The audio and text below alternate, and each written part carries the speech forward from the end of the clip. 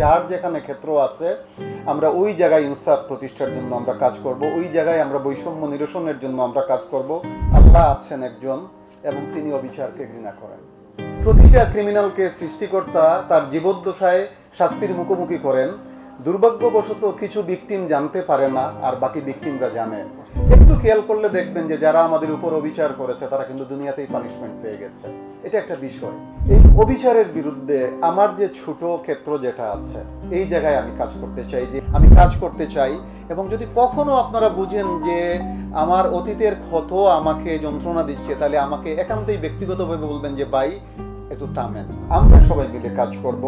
আর জমিদার সুলভ যে দৃষ্টিভঙ্গি, জমিদার সুলভ যে মনোবৃত্তি, এটাকে আমি অপছন্দ করি। আমার গ্রাম, আমার প্রতিবেশী গ্রামের চাচা, আমার ভাই যারা আছে তারা লুঙ্গি পরে শহরে যায়, এইসব মানুষ যারা এরা যখন অবিচারের শিকার হয়, তারা যখন সার্ভিস পায় না, আমি বুঝি যে তাদের মনোবেদনা এবং কষ্টের জায়গাটা কোন জায়গায়।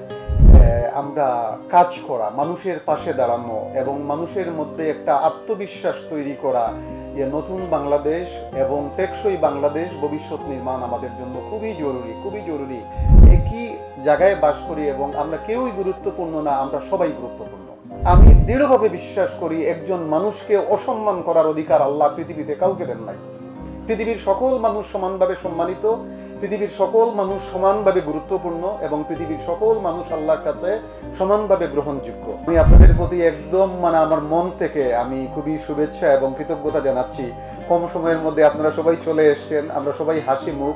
শহীদ আবু সাইদের মাজারে গিয়ে আমরা ফাতিহা পাঠ করব, ওনার বাবা মাকে আমরা আমাদের সালামটা আমরা কনভে করব এবং একেবারে ফিল্ড লেভেলও আমাদের কাজ শুরু হয়ে যাবে ইনশাল্লাহ।